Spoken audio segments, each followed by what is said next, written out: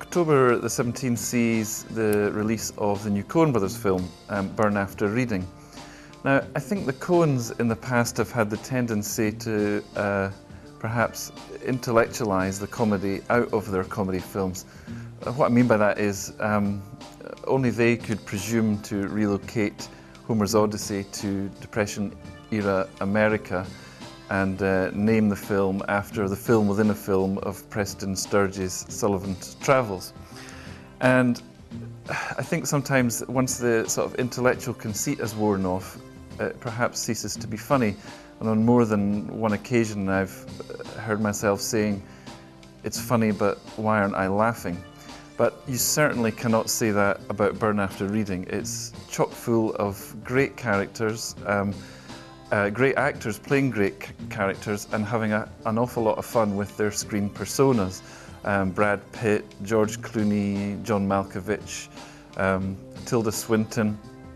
As I said, all having great fun with what we think their film screen personas are. The film is unmistakably Coen Brothers and it's very, very clever, but it is also very, very funny.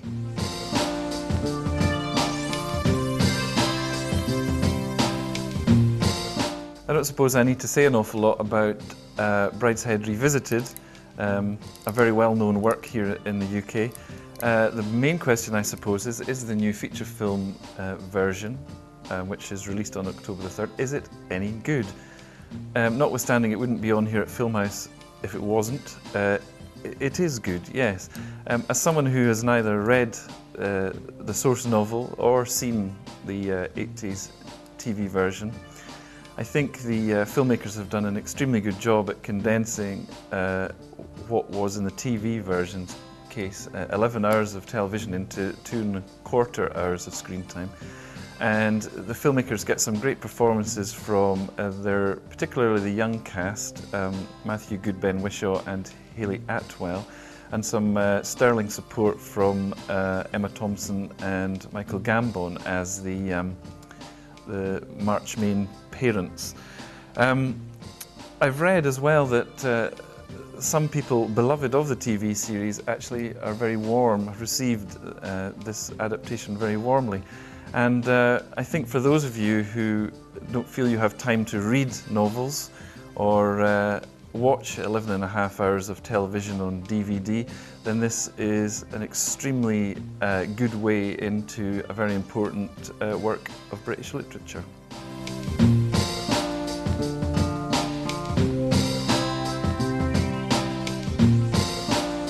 There's 4 smaller releases worthy of a mention in October.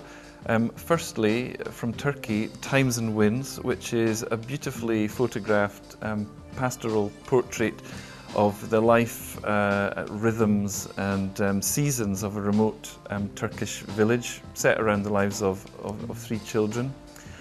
Unrelated is British filmmaker Joanna Hogg's remarkable debut about a middle-class woman of a certain age holidaying in Tuscany. One of my favourite actresses, Kristen Scott Thomas, is in Philippe Claudel's remarkable I've Loved You So Long. It's a kind of edge-of-your-seat, utterly absorbing family drama. And lastly, Tarsem Singh's The Fall, which has been somewhat savaged by critics, but I would stand out against them, as would a lot of my colleagues who saw it during EIFF this year.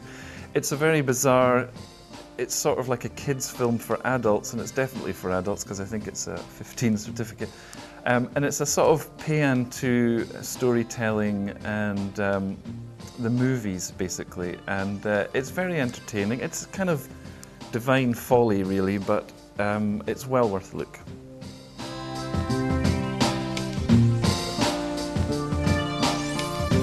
In what is a tie-in with the Glasgow Festival's celebration of the work of the great American playwright Tennessee Williams, we've a season of some 12 adaptations of his work. Critics are divided on how successful a lot of these adaptations have been for the cinema, and there's no denying that there is a variance in the quality of the films. But they are always watchable, and some great directors have had a go at his plays. Elia Kazan, John Huston, Joseph L. Mankiewicz, Richard Brooks, and Sidney Lumet, and they managed to attract some superb casts as well. Many of them feature Marlon Brando, and Paul Newman, Vivian Leigh, Katharine Hepburn, Montgomery Clift, Richard Burton. The list goes on. And there are some real rare and camp classics in this season. A lot of the prints have come from either US studios or US archives as well. So this season really does represent a once in a generation, I would say, opportunity to see these films on the big screen.